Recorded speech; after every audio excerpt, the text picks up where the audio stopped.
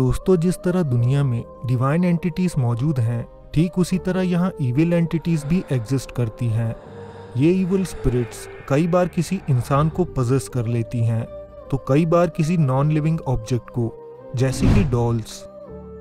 ज्यादातर लोगों को इस बात का अंदाजा नहीं था कि डॉल्स भी पजेस हो सकती हैं, लेकिन एनाबेल जैसी मूवीज देखकर ऐसी ईरी हैपनिंग्स के बारे में हमारी अवेयरनेस काफी बढ़ी है।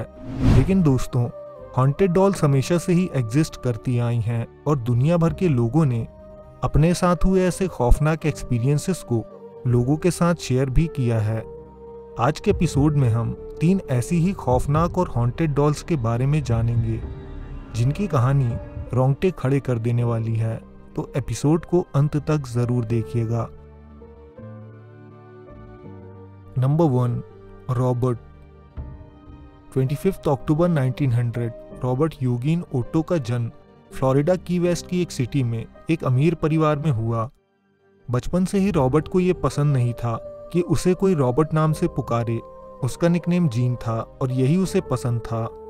जीन के माता पिता बिजनेस करते थे और इस सिलसिले में अक्सर उन्हें बाहर रहना पड़ता था। इसलिए रॉबर्ट का ख्याल रखने के लिए और बाकी सर्वेंट्स को कमांड करने के लिए उन्होंने एक बहामियन लेडी को काम पर रखा। लेडी ने कुछ समय तक वहां काम किया और फिर जाते जाते जीन को एक पपेट डॉल गिफ्ट किया। कहा जाता है उस बहामियन लेडी ने डॉल जीन को गिफ्ट करने से पहले उस पर ब्लैक मैजिक किया था। डॉल मिलते ही जीन जैसे उस पर मोहित हो गया। उसने डॉल का नाम भी रॉबर्ट रखा और घंटों उसके साथ समय बिताने लगा।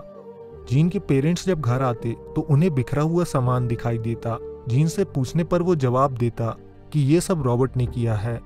पेरेंट्स को लगा ये जीन की वाइल्ड इमेजिनेशन के अलावा कुछ भी नहीं। लेकिन जल्द ही घर में मौजूद सर्वेंट्स को जीन के रूम से अजीब आवाजें आने लगीं। ये आवाजें 2 लोगों के बात करने की होती थी, जिसमें से एक आवाज जीन की थी, लेकिन दूसरी आवाज किसी अनजान की थी। जल्दी सर्वेंट्स ने यह खबर जीन के पेरेंट्स को दी।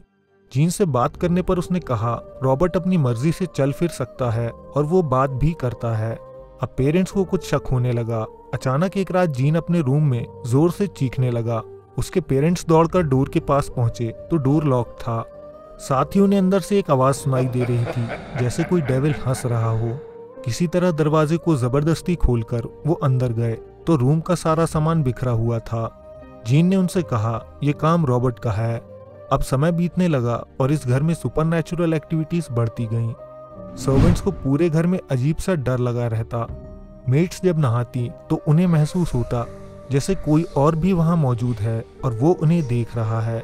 कुछ समय बाद जीन के पेरेंट्स की मौत हो गई और सारी प्रॉपर्टी का ओनर जीन बन गया। जीन ने अपना पूरा रूम रॉबर्ट को गिफ्ट कर दिया, जहां वो अकेले रहने लगा। जल्दी जीन को एक लड़की से प्यार हो गया और दोनों ने शादी कर ली। लड़की का नाम एन था, जिसे जीन की ये डॉल बिल्कुल पसंद नहीं थी। काफी समझाने के बाद जीन ने उस डॉल को ऊपर रूम में लॉक कर दिया। जल्दी नेबर्स से कंप्लेन आने लगी कि रॉबर्ट विंडो के पास से आते जाते लोगों को इशारे करता है। आसपास के सभी बच्चों ने डर के मारे वहां से गुजरना बंद कर दिया था। अब एन को ऊपर रूम से फुटस्टेप्स सुनाई देने लगे। जब भी वो ऊपर जाकर देखती तो वहां रॉबर्ट के अलावा कोई नहीं होता। जल्दी एन का मेंटल ब्रेकडाउन हो गया और वो पास मौजूद मेंटल असाइलम में हमेशा के लिए एडमिट हो गई। यह 1974 में जीन की मौत भी हो गई। अब इस घर में नए ओनर्स आए, जिन्हें जल्द ही महसूस हो गया कि ये डॉल हॉन्टेड है। उन्होंने तुरंत ही रॉबर्ट को पास मौजूद ईस्ट मार्टिलो म्यूजियम में डोनेट कर दिया, जहां वो आज भी मौजूद है। म्यूजियम में आज तक रॉबर्ट की अजीबोगरीब सुपरनैचुरल एक्टिविटीज की रिपोर्ट सामने आती रहती हैं। Number 2, lily. दोस्तों, ये हॉन्टेड डॉल जैक बेगन of ghost adventure haunted museum में मौजूद है, जहां इसी तरह के हॉन्टेड आर्टिफैक्ट्स रखे जाते हैं। ये डॉल हमारी लिस्ट में सबसे ओल्ड है। कुछ हिस्टोरियंस ने इस डॉल के बारे में रिसर्च की तो उन्हें पता चला कि एक हैंडमेड डॉल है, जिसे 1600s में जर्मनी में बनाया गया था, जहां इस डॉल को ऑकल्ट प्रैक्टिसेस और डार्क पेगन रिचुअल्स में शामिल किया गया था।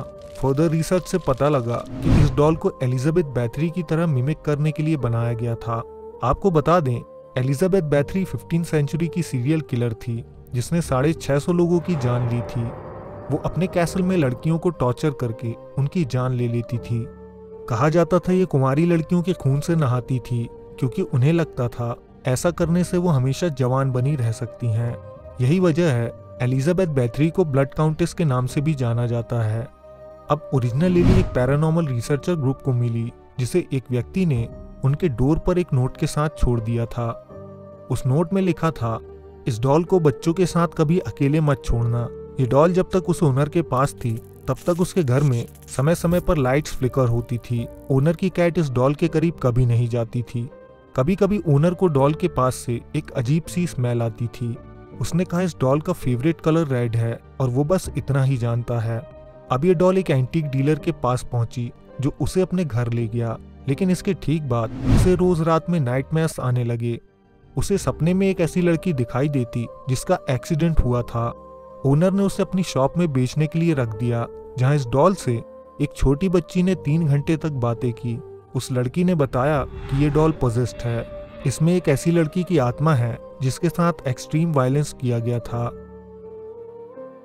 Number 3, Charlie. यह 1968 में ओल्ड विक्टोरियन होम को परचेस करने के बाद एक फैमिली को स्टोर रूम में एक डॉल मिली। ये डॉल उस रूम में बरसों से लॉक थी, जहां 1930s के न्यूज़पेपर मौजूद थे। ये डॉल कितनी पुरानी थी ये तो कोई नहीं जानता, लेकिन इसका नाम चार्ली था। फैमिली ने इसे अपने एंटीक डॉल कलेक्शन में शामिल कर लिया और नए घर में रहने लगे। पहले कुछ दिन सब कुछ नॉर्मल लग रहा था, लेकिन ध्यान से डॉल्स को देखने पर फैमिली को लगा कि चार्ली दूसरी डॉल्स के साथ अपनी जगह बदलता है। पेरेंट्स ने अपनी लड़कियों पर इसका इल्जाम लगाया, लेकिन उन्हें इसके बारे में कोई जानकारी नहीं थी।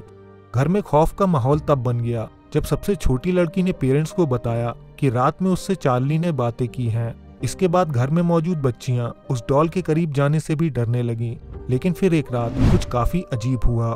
सबसे छोटी लड़की रात को चीखी और उसके शरीर पर ढेर सारे स्क्रैचेस पाए गए। पेरेंट्स देखकर हैरान रह गए कि ये सभी निशान दरअसल चार्ली ने ही दिए थे। अब पेरेंट्स ने डॉल को वापस उसी स्टोर रूम में बंद कर दिया और चीजें धीरे धीरे सामान्य हो गईं। सालों बीतने के बाद वो लड़कियां बड़ी हो गईं और उन्होंने अपना नया घर उस डॉल के साथ ही बेच दिया। नई ओनर ने चार्ली की कहानियां सुनी तो जिज्ञासावश उसने भी चार्ली पर नजर रखी, लेकिन इस बार चार्ली ने सिर्फ कुछ मूवमेंट्स के अलावा कुछ भी नहीं किया। पिछले ओनर्स का कहना था कि इस डॉल की इविल एनर्जी सिर्फ छोटे बच्चों को देखकर जागती है। इस डॉल को नई ओनर ने पास मौजूद लोकल आर्टिशन को बेच दिया, जिसकी दुकान में आज भी ये पब्लिक डिस्प्ले में मौजूद है। दोस्तों, आज के एपिसोड में बस इतना ही। उम्मीद है आपको ये हॉरर एपिसोड पसंद आया होगा। कमेंट्स में अपनी राय ज़रूर दें। अगर वीडियो पसंद आया हो तो ज़्यादा से ज़्यादा लाइक करके हमें सपोर्ट करें। अगर आप नए हैं तो हमारे चैनल को सब्सक्राइब करके बेल आइकन दबा सकते हैं। हम जल्द आपसे एक नए एपिसोड के साथ मिलेंगे। धन्यवाद।